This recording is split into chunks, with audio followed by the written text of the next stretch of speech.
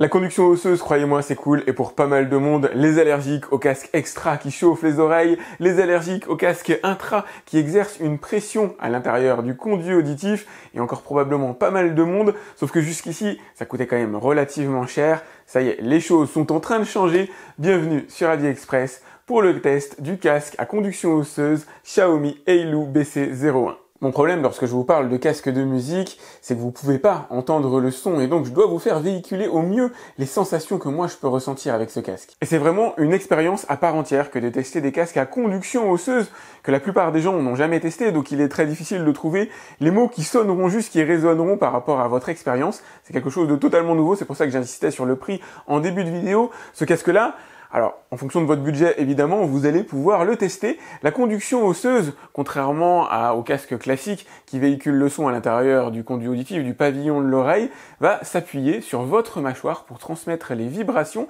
et vous faire entendre la musique. C'est cette zone-là qui sera plaquée contre votre mâchoire et va transmettre les vibrations et ça fonctionne vraiment, mais pas exactement de la manière à laquelle vous vous attendez. Avec la conduction osseuse, il faut oublier la basse et on va dire l'audiophilie traditionnelle. On n'est pas du tout sur le même type de musique à l'intérieur. Je vais commencer déjà par vous le présenter et on parlera du son après. Il s'agit d'un casque à taille unique, fait pour s'adapter à toutes les morphologies de tête, et j'ai absolument aucun doute là-dessus. Vous avez là l'arceau qui va passer au-dessus du pavillon de l'oreille. Ici, vous avez la partie qui va vibrer. Là, vous avez les contrôleurs avec différentes fonctions. Donc, vous avez les boutons d'allumage, les boutons de réglage de volume. Vous avez le système de chargement. Donc, vous avez bien sûr la prise de chargement fournie à l'intérieur du package, qu'il vaudrait mieux ne pas perdre. Quelques fonctions supplémentaires sont assumées par le bouton que vous avez ici. En lui-même, c'est un casque très simple. Il se connecte en 2.2, comme dirait mon fils, sur votre smartphone. La seule chose que vous avez à faire, c'est l'allumer à l'aide du petit bouton power ici. Donc il se reconnectera bien sûr tout seul si jamais vous l'avez déjà identifié une première fois. C'est ce que moi j'ai fait. Voilà, ça y est, il est déjà connecté en aptX pour la partie codec. La communication se fait en Bluetooth 5.2 si vous avez un smartphone compatible, alors peu importe que ce soit d'ailleurs un iPhone ou un smartphone sous Android, rétro-compatible bien sûr avec les anciennes versions du Bluetooth. Son principal point fort, c'est son confort, la rime c'est cadeau, on est sur un casque qui pèse seulement 28 grammes, vous ne le sentirez plus. Une fois que vous l'avez mis sur vos oreilles, croyez-moi, vous allez l'oublier, d'autant que le revêtement est super doux, c'est caoutchouté, alliage de titane à l'intérieur pour l'armature, pour faire en sorte qu'elle soit quand même relativement pliable, extensible. Regardez, je le fais sans souci, c'est à peu près le même alliage, je pense qu'on va retrouver à l'intérieur de mes lunettes. La mise à l'oreille, c'est nickel, c'est beaucoup plus simple que la plupart des casques que vous allez trouver sur le marché. Il est résistant aux projections d'eau, aux éclaboussures, vous allez pouvoir faire du sport avec et l'utiliser sous la pluie. Ça c'est pour l'aspect technico-publicitaire, mais ce qui est vraiment cool, comme je vous le disais, c'est que ce casque, une fois que vous l'avez mis sur vos oreilles, sur vos tempes, vous ne le sentez absolument plus. Vous allez l'oublier. Tous les allergiques aux casques habituels, à ce qui émet une pression à l'intérieur des oreilles, aux casques qui tiennent chaud, vont adorer, c'est clair. Seule la première sensation peut paraître étrange lorsque vous mettez la musique à un niveau assez élevé, et c'est ce que vous allez devoir faire, parce que pour avoir véritablement, on va dire, un bon niveau de puissance sonore, moi sur mon smartphone, j'utilise ce casque-là, mais ainsi que les concurrents à puissance quasiment maximale, vous allez sentir une légère vibration sur les tempes. Alors au début c'est surprenant, on s'y habitue très vite, on l'oublie très vite, mais voilà, vous avez un effet, je sais pas, comme les machines d'électrostimulation pour la musculation, ça fait un petit peu cette sensation-là, en extrêmement doux évidemment. Et ça fonctionne, vous allez me dire, c'est un petit peu normal, t'es mignon, mais je suis sûr que vous avez cette appréhension lorsque vous testez ce genre de casque pour la première fois, vous savez absolument pas à quoi vous attendre. Est-ce que ça va marcher, est-ce que véritablement ça va bien véhiculer le son? Et effectivement, ça véhicule bien le son, ça ne véhicule pas la musique comme vous la connaissez, vous n'avez pas le même niveau de musicalité, les basses sont quasiment absentes sur ce casque, il y en a des plus haut de gamme qui commencent à parvenir à retranscrire un petit peu la basse, un tout petit peu, mais c'est pas du tout leur vocation. Leur vocation, c'est de transmettre le son, c'est de rendre audibles notamment les voix, plutôt les médiums. On va avoir une certaine linéarité effectivement dans les fréquences. Vous n'aurez pas le panel que vous avez, je sais pas, avec des AirPods Pro par exemple, mais vous avez quand même un son qui est suffisamment crédible pour vous permettre d'écouter de la musique dans différentes situations. De la course en extérieur, je vous montrerai ce que ça donne un petit peu tout à l'heure, ou en intérieur, ça donne véritablement quelque chose d'assez cool. Allez, faisons un peu de fonctionnel. Sur la partie droite des écouteurs, vous allez avoir la possibilité de régler le volume, plus, moins, évidemment. Et sur la partie gauche, vous avez le bouton unique qui va vous permettre de faire du play-pause basique. Voilà, vous appuyez une fois, vous avez le play-pause. Vous appuyez 2 fois pour passer à la piste suivante. 3 fois pour retourner à la piste précédente. Et vous restez appuyé sur le bouton pendant environ 2 secondes pour avoir l'assistant.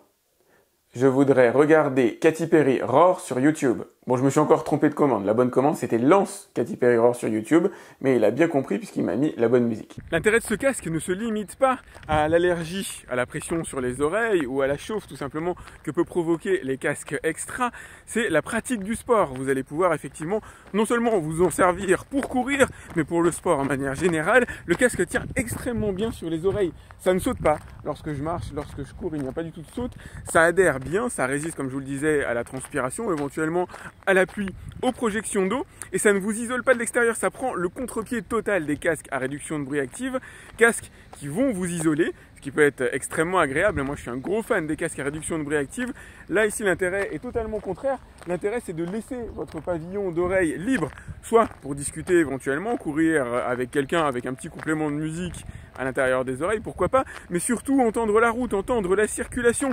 Alors, non pas que ce soit un bonheur, mais plus par question de sécurité. Si jamais vous êtes citadin, si vous courez en ville, au moins vous n'êtes pas totalement coupé de votre environnement, mais vous pouvez continuer à bénéficier, à profiter de la musique. Regardez, on va se faire un test en direct. Je vais mettre de la musique libre de droit directement sur les écouteurs et je vais vous montrer ce que ça donne. Donc à cette distance-là, j'entends une très légère vibration, j'entends très légèrement la musique, mais c'est à peine audible. Je vais vous montrer ce que ça donne en mettant le micro juste à côté. Normalement, vous entendez rien, ou quasiment rien. Par contre, si jamais je pose les écouteurs directement sur le micro,